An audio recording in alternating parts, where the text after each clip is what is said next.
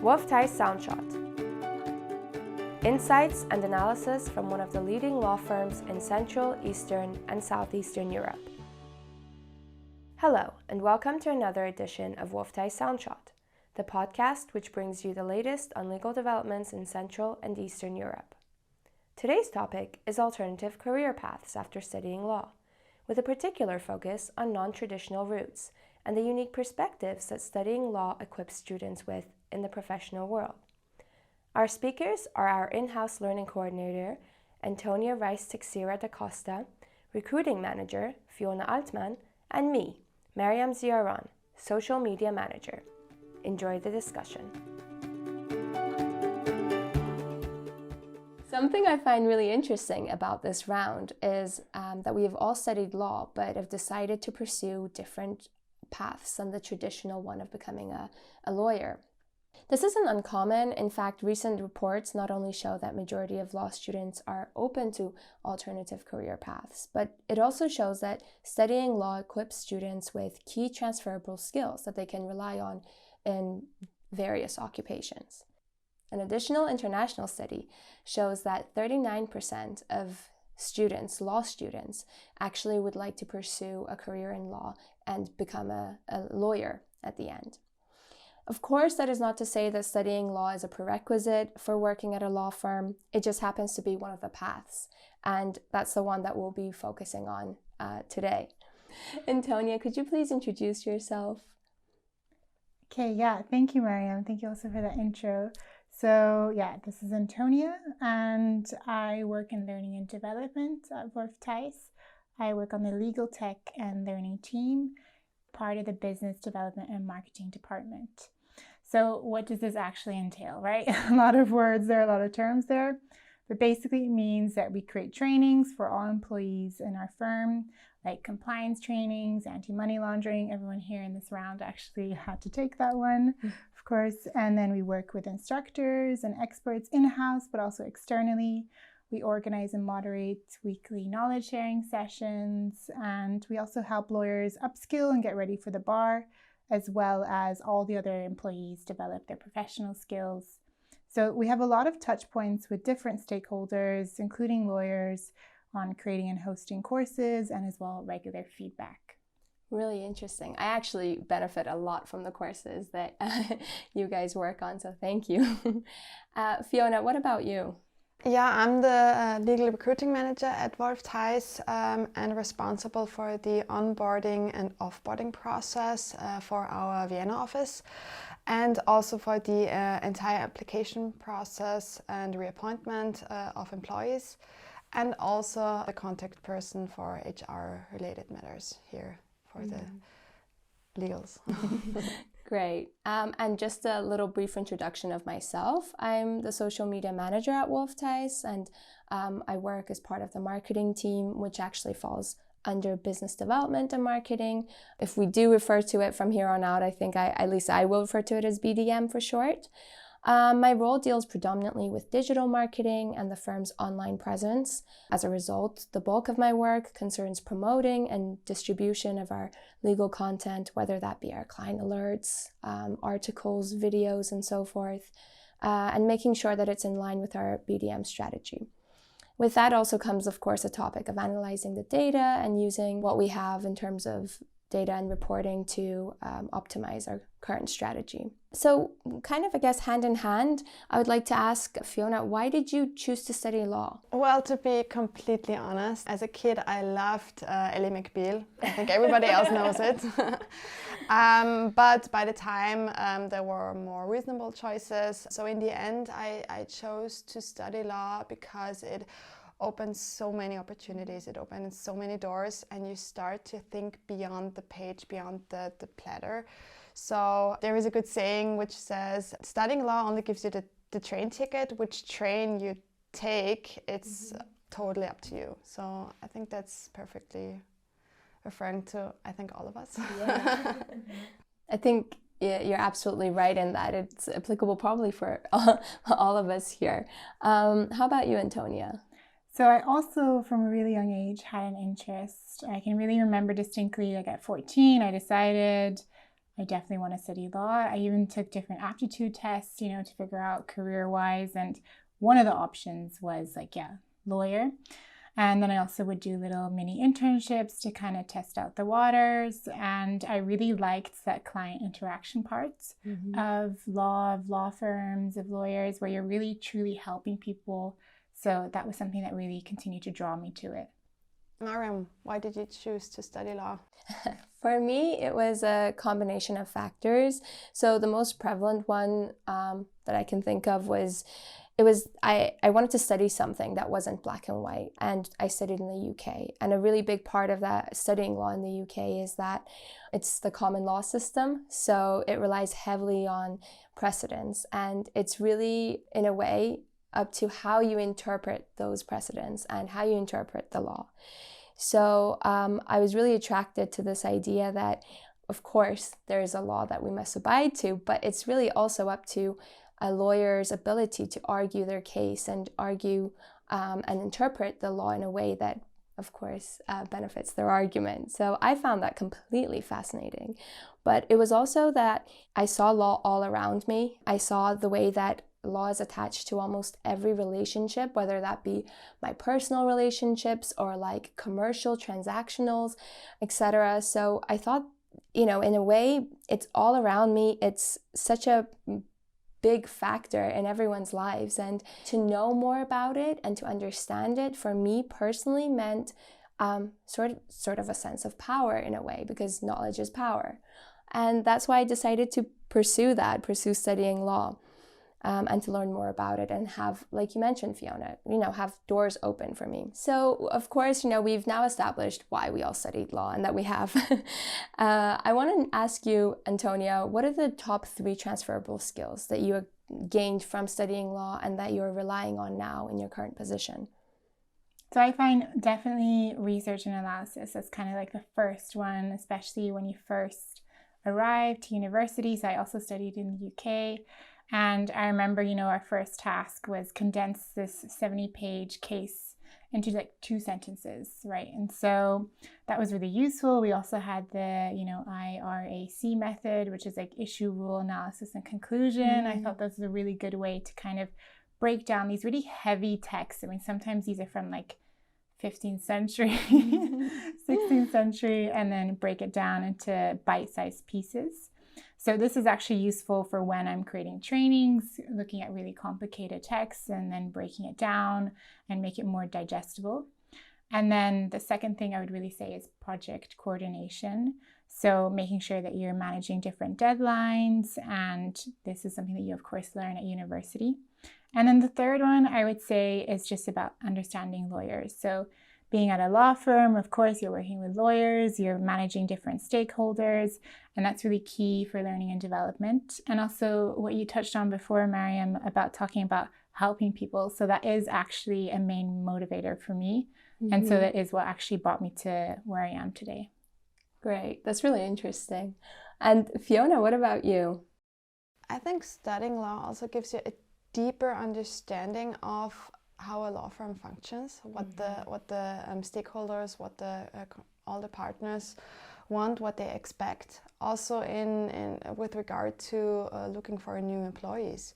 I think it also helps you to just, as I said before, to think beyond the plate, to also question things that maybe in the beginning don't seem questionable at all, but also to have a critical understanding with regard to reading or writing emails. So you try to, as you said, Tony, before, you try to keep it short and simple. And also to be efficient and to prepare an email or to write an email so that everybody knows all the facts and no question is answered.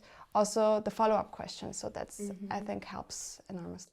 That's so true. I think that also has actually helped me a lot, is understanding how lawyers tick and, what's important to them, kind of already being able to predict what will be the follow-up questions, you know? And to have that kind of background and study from studying law has helped me tremendously in making sure that I'm able to deliver to them. And I'm able to also, you know, when it comes to interacting with them, writing emails, or even when asking them to deliver on a task, you know, that we need in the BDM team, having this understanding that they are so incredibly busy and they've been put on so many different matters. How can I also facilitate this work that I'm asking them to do for them? Exactly, you try to think what their to-dos are, and you want to keep your to-dos relatable to them, but to prepare the work so that it makes more efficient for them. Exactly, absolutely. Another transferable skill for me would be critical thinking and developing, you know, a critical mind. A key to being able to think critically is questioning everything, of course. And when I was studying law, learning black letter law was really, I think, maybe 20% or 25% of what we were actually taught to do in our studies. The rest was just asking why.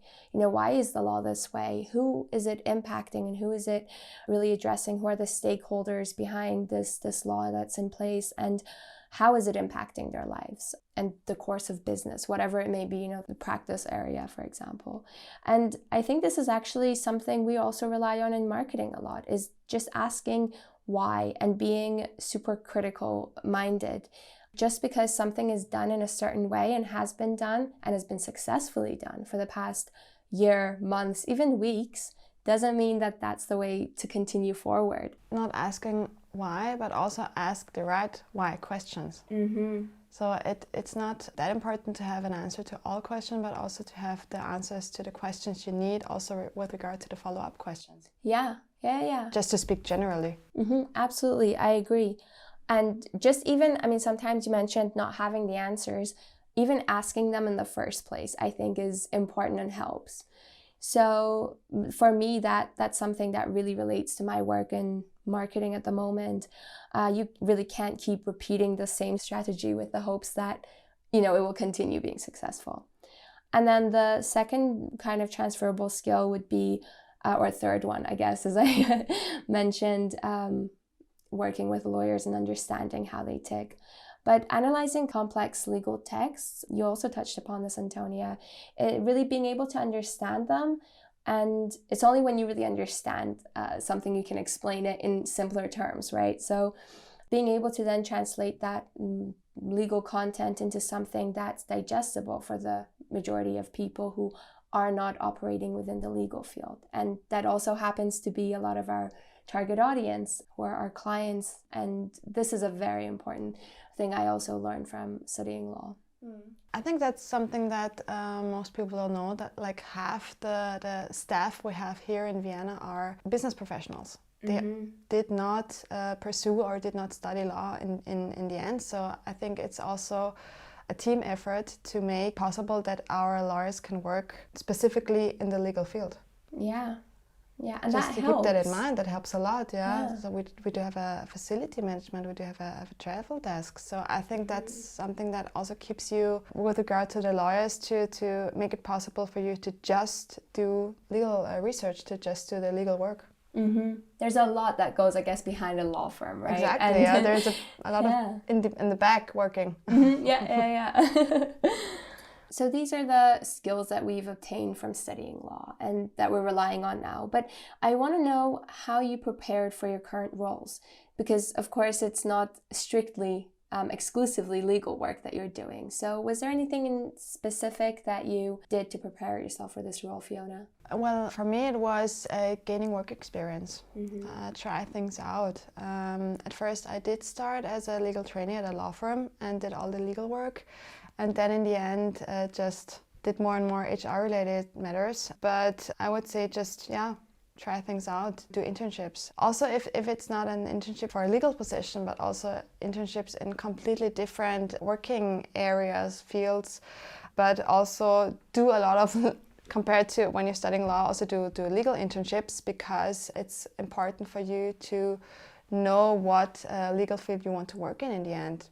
because once you do start to work as an associate for a specific area practice group, then you start to be specialized in this area, and then it's also possible, but it makes it harder to change after, I don't know, 2 or 3 years. So I think the best thing you can do is try things out, especially legal internships, and of course ours. Yeah, of course, the recruiting manager has to promote ours as well. What about you, Antonia? So I would say very much similar to Fiona, where it's about the previous experiences that you do. And I had a previous role in the legal and compliance team, and this was just really key and indispensable it's really formative, I would say. And actually, thanks to that, I discovered my passion for learning and development, because I would run these compliance trainings, and I realized actually, that classic thing of making a list of what I love about my role. And then I realized, oh, actually, I should be working in learning and development, because everything that I loved was going in that direction. So that's actually what brought me here today. So yeah, I think that's also really interesting that you don't even know while you're, in high school and studying all of this, what's out there, what's maybe something that you will love, what's going to be, the things that you're best at, the things that are also needed. So these are all different intersections that you kind of only get to know when you actually start working. That's so true. Yeah, you gain a better understanding of what you're good at and what perhaps the world or an employer needs more of. Because you start to think critically. Yeah. You start to think, as we said before, to think beyond what's before you, and I think that really helps you in various aspects of working field. Yeah, completely. That's a very good point. And that's what I think studying law teaches you. It teaches you to do your research. It teaches you to not take no for an answer. It teaches you to go beyond. Yeah. And that's something that you can rely on the rest of your life. I think, and also to not give up. Yeah, that's very true. What about you, Mariam? To put it back over to you. Well, how I prepared for this role? Well, I actually did not come from a social media background at all. I came from a predominantly IP background, intellectual property law, and I just always found it really fascinating or interesting how IP and branding, etc., kind of work together with marketing. And so my previous experience, when I was, in my previous role, I started working a lot more in business development, and I found that very interesting and wanted to pursue that business development and marketing. And to prepare for, a social media role or kind of digital marketing, I reached out to colleagues and friends who actually were doing that already. They were not, from a legal background. They were actually just, doing social media or digital marketing for B2C as well as B2B, but just not for a law firm. But it was still very important because, of course, I had that legal element, or I had a legal background, but I wanted to kind of really put that together with more specific and discrete skills that I would need within, doing marketing. And that's what I did. And they told me that actually don't go back to university. There's enough free courses online that you can do. And I did that. And then also volunteered for organizations as well to help with their social media presence. So that really, I think that prepared me for this role, in addition to other skills, of course, that you gain in your career or during your career. Yeah. I wonder what tips you both have for those studying law and, considering a legal career besides practicing as a lawyer. Is there any top tip you have, Antonia? Yeah, so I actually have thought about this quite a lot. So first thing I would definitely say, and this touches on what Fiona said before, which is explore, right? Explore your options, do that work experience, but even just Googling. I mean, there's so many articles out there, and, checking out LinkedIn. One thing that actually I had this tip from a friend of mine, where you can check out profiles of people you like. This is something that you even said that you did with social media. Yeah. So that's something which I find, it's for free. You can do it easily. So that's a really good one. And then after that, then second stage will be reach out. So if you're quite intimidated by in-person networking, you know, don't hesitate to even just reach out on LinkedIn. There are even templates online that can help you, and then you can adapt that. And then the last one I would really say is it's never too late. So we even see that we have lawyers that are currently working with us who had different careers before, and then they made the switch later on, and this can be seen as an advantage to their current work. So that's something that I also did, where I did a career switch later on, you know, from legal and compliance to learning and development. And I find this is only something that can just add on to your current role, because you bring from different fields. You get to have that kind of flexibility in your working and how you think, because you're bringing from other fields and bringing it all together. So yeah, those are the main ones I can think of. Just to piggyback off of what you said, Antonia, about reaching out to people. Yes, it's absolutely true. That really helps. And I've also previously done it.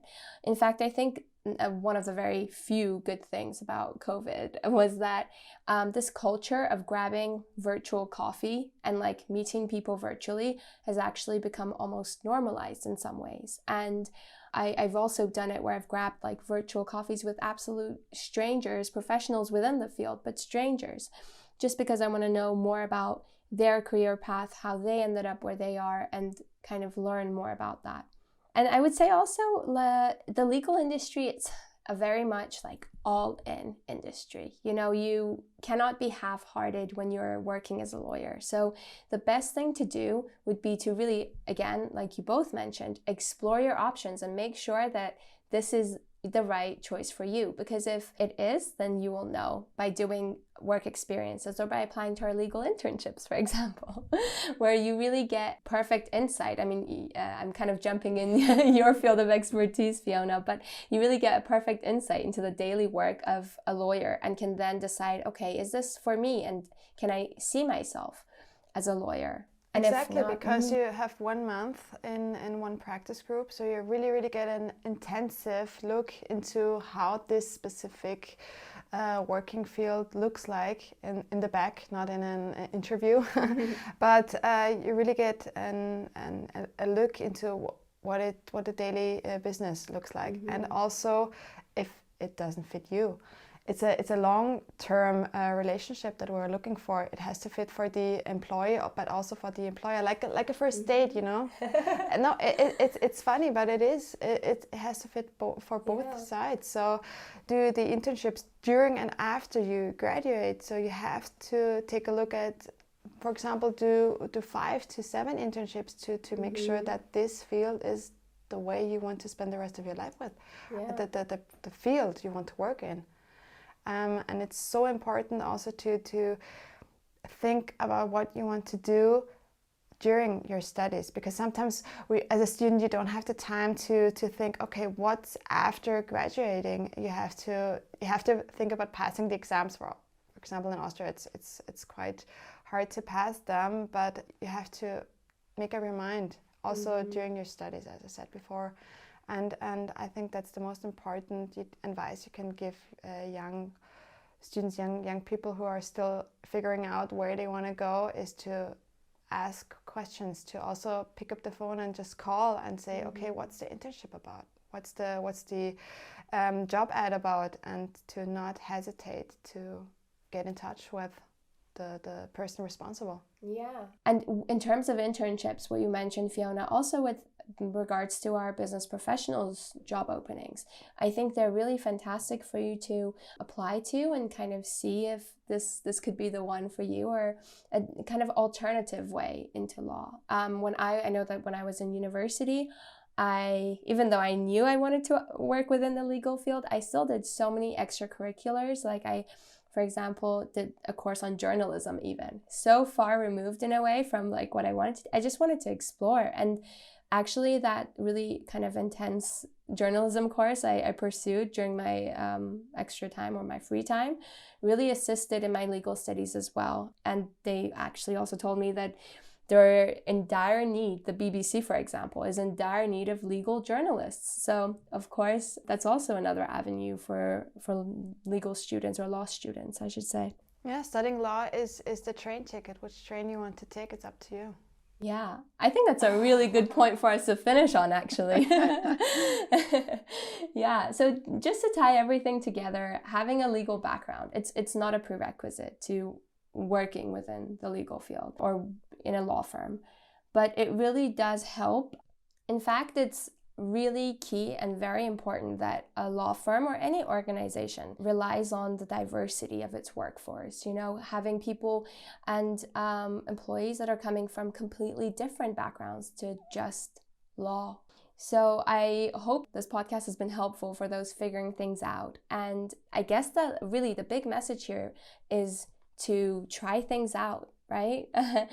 And try things out, reach out to the right people, and ask questions.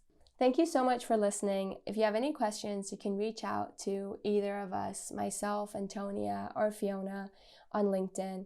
Alternatively, if you have any questions with regards to the podcasts, please reach out to soundshot@wolftheiss.com. And don't forget, applications to our legal internships are opening in September.